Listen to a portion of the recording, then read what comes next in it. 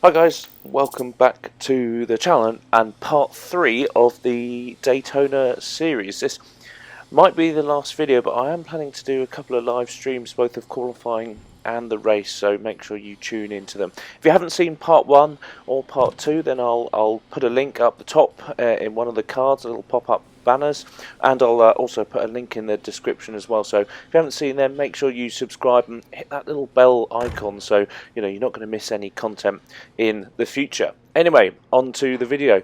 We're at Daytona still. This time we've stepped down into the GT cars.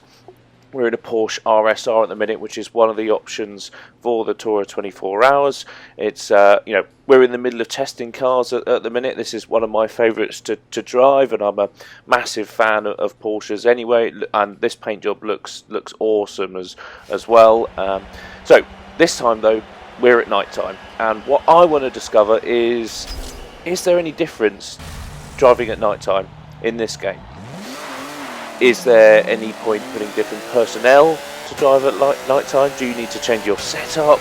Is there a psychological impact to driving at night? Does it affect your race preparation? And those are all things that we're sort of going to cover off in this video. So just starting out nice and slow. First time I've driven this car at night time. I've done a few laps tuning it in the day, so we've got a pretty good day set up, and we know sort of roughly what times we're getting, sort of mid 42s, sort of mid to high 42s in this car. So there's potential to adjust sort of the tune for us and to see what effect the nighttime has on the lap times. We know it's going to be slower, just from prior knowledge on Forza. It's going to be slower, but why is it slower? Is it the track temperature? Is it just the way it's dialed into the game? Are we not able to set up cars for the night time yet in Forza Motorsport 7? Do we not have that knowledge?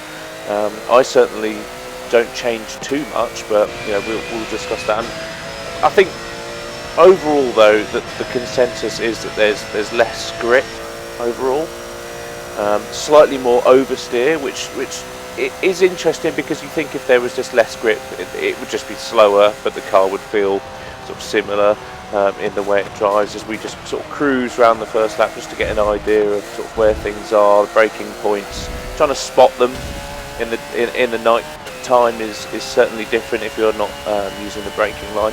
Actually, I think that, while we're touching on that subject, I think Daytona is really well lit. You've got the sky, you've got all these floodlights around the outside, as obviously it's a stadium and it's used to doing hosting the Rolex 24, which obviously goes through the night, so they're kitted out for this sort of 24-hour race, and on Forza they've actually represented that really well on Forza 7 anyway. I remember in Forza 6 and Forza 5 it was essentially like driving at night with no headlights, and it was impossible for the guys to stream racing at night time and all that sort of thing. So big step forward. Kudos to them, to Turn 10 for that, because actually I think it's going to be a really good show with the Ferris wheel on the left there, and the fireworks up ahead of us as well. So yeah, it's not too difficult to spot the braking zones, but again it's reteaching where they are, especially as we've stepped down into GT now from the DPI class that we've been driving previously in the series. It's spotting where the braking zones are and reteaching yourself how to enter the corners and at what speed.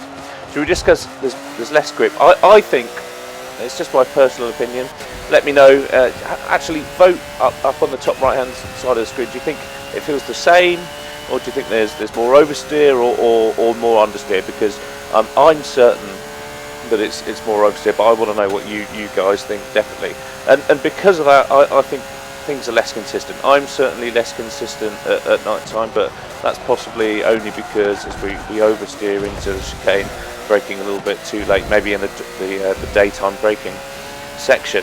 I certainly oversteer more. I don't really like driving an oversteery car. I'm a big fan of an understeer heavy car, which a lot of people aren't. I'm a bit different to most people, especially a lot of the guys that I drive with. They're like oversteery setups, and I think when it comes to night time, actually that's exaggerated, and I struggle even more with their setup, so I end up making my own setups quite frequently. So I think it's less consistent, but actually I want to sort of propose a question here.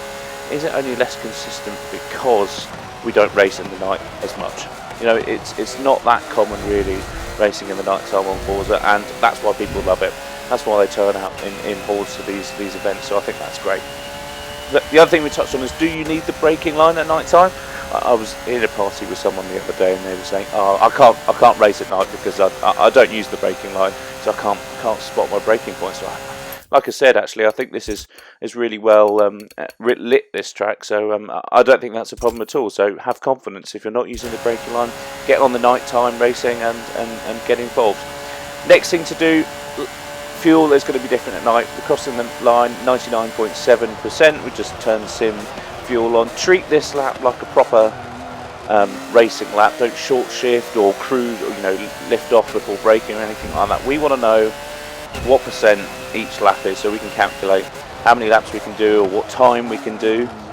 And then obviously if you're battling with someone, you have the tactical advantage. If you know that they've gone into the pits and we're going to use, say, I don't know, 4% of fuel, and you've got 4.1% left, you know that you're going to be absolutely pushing the limit to get, and you're still going to make it into the pits. You don't have to do any fuel saving. So just one lap of effort to find out that information, very worth it.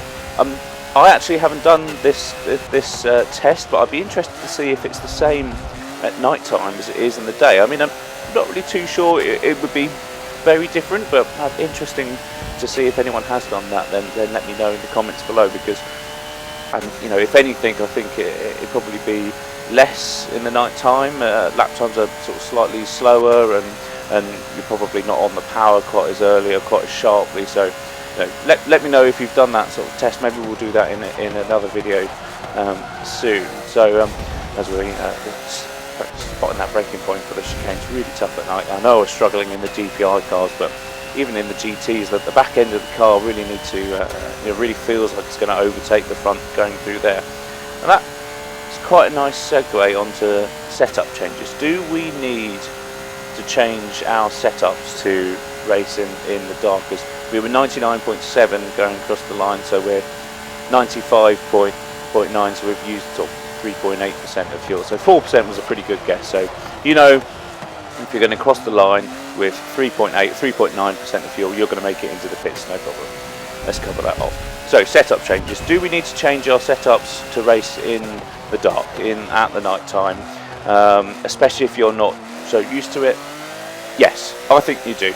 I'm running my day setup here, and like I said, I feel like at the night time it's more oversteery. So we need to dial in some understeer, whether that's through stiffening the front spring or front anti-roll bar, or softening the rear, or do we only experience that oversteer on the way into corners like I was into the chicane last lap? So I think I'm going to dial in I'm going to raise the decel differential, because that just gives you a bit more stability going into corners. And that's what I'd be after at the night time. Not everyone is good at racing at night. It's certainly a skill, and you want to be as consistent as you can, like we covered in the previous video. Focus training, and if you haven't seen that, again, I'll put a link up top. It's all about consistency.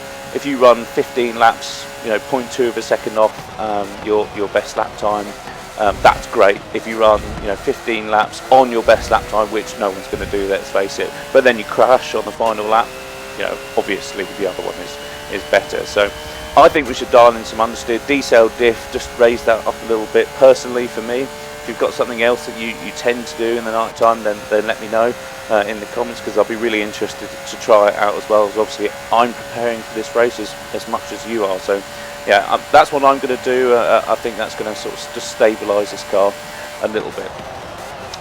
The next thing I want to talk about is the psychological impact of driving at night time. It's a new thing for a lot of people. Not everyone races at the night time.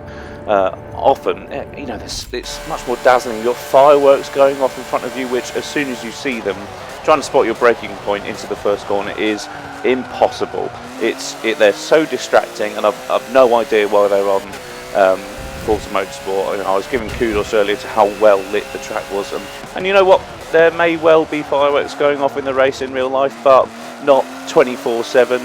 They're still going off over there. It's like a New Year's firework display there, but there's more lights. There's the different lighting effects with the sky. You've got all of these floodlights dotted around the track, which you can can see, and all of those things are distractions to where you usually drive, and it's very easy in the daytime to focus on what you're doing. And I think at night there's just an added element of sort of mental strength needed. The car looks different, the paint job looks different. If you've got sort of a shiny paint, then you've got all the reflections coming off. So actually, I'd advise, if you are painting your own car, use some matte paint as well. That sort of soaks the light up in a different way, and even those little things, so the floodlights just flashing off the car on the right hand side there, just those tiny things are the sort of marginal gains that you need to improve yourself and have better chance of doing well in the night time, because there are multiple night stints as again we get let down by oversteer through the chicane. I'm really keen to sort of dial in some understeer and some stability under braking anyway. So I think matte paint and actually practicing in the night is so key, and like we went through last time, focusing those sessions in the night time is massively important, which brings us on to another element, and that's the pit stops, which everyone sort of comments on the pit stops and says that they're just something that happens and you don't really need to practice them. Yes, going into the pits is easy. You just drive in and then the game takes over and does everything for you. Even tells you what to do. Driving to pit exit, but get ready to race. But what happens after that could make or break your race. If you're racing neck and neck with someone who's on a different strategy to you, or even if they're coming down the track on the outside right now, you need to be able to nail this first braking point, get a good exit, which we didn't quite do, just clip the grass slightly, and then you need to nail this first lap, because it could be the difference in position. And in a 24-hour race, if you can keep someone behind you, there's no way that they're going to gain time on you in the format that Toro does, sort of restarting every 2 hours or so, as the Ferris wheel sort of lit up on the left-hand side as we watch the fireworks distracting us going into the fast left-hander. So I've cut the corner a little bit, don't change into fifth before, and we've ended up going a little bit wide here into the wall, potentially, or almost just about. That sort of race prep's really key, because if you can nail this out lap, which obviously I haven't done here, it could be the difference between making or breaking the stint for you. And obviously you've got to do that 2 or 3 times, and if you mess up that lap 2 or 3 times, then obviously it's not going to be great for you. Anyway, so I think that's covered the sort of the main points that I wanted to make in this YouTube video on sort of driving at night time on Daytona, on Forza. So I think I'll probably call the main sort of part of the video there as sort of pull up, and I'll probably take a nice photo it's a bit of a memory for this, and possibly use it in the video somewhere else. The photo mode is actually quite good and really easy to use on this one. That's what I'm talking about, the night sky. Look how different it is, from the left to the right. It's really interesting, actually. It's quite cool. I wish they would focus on sort of game physics a little bit more, but hey, that's what you've got. I showed you a clip at the beginning of the race. This is another session that I was doing. So this was after that, the first session. You can see I'm trying to get down into the lap times, and I missed my braking point slightly into the first corner. I'm really struggling with that one. And this just to say that actually, so my focus for this session was to get the fastest lap time that I could. So I'm starting to push the limits a little bit. We're starting to brake later, and good run out of this corner. We're ahead of our ghost that we've got at the minute, albeit we are only on lap 4, so we've had sort of 2 flyers so far. But just try and push things into this corner a bit, get a bit of oversteer, just clip the curb of death, and away into the wall, bang. But like we talked about last time, I didn't rest on my laurels there. I didn't put my head down. Oh no, we've got nothing to do here. I was straight back on it, but actually I didn't concentrate. I lost concentration here, and like I was saying, it's key to get back as if you were in a race. This is why we practice it, because I really lost my head there. So it was 3 corners which I really didn't do very well. And actually, if we skip forward coming into the chicane, look what happens again. I thought I was set up all right for this, but no, my head is completely gone. I'm psychologically shot here, and that is a whole lap. We have messed up every single corner, and I think we ended up sort of 7 or 8 seconds down on where we should be, and you just can't afford to do that in a competitive race. Maybe 1 second every now and then, but not 7 or 8. So guys, I hope you found that sort of useful, a bit of an insight into night driving and how I go about that, and some of the things that I think are important. If you found it useful, then give the video a thumbs up. It really helps get the content out to more and more people. And obviously, feel free to comment below on some of the ideas you have. And if you want to share the channel or the video, then great.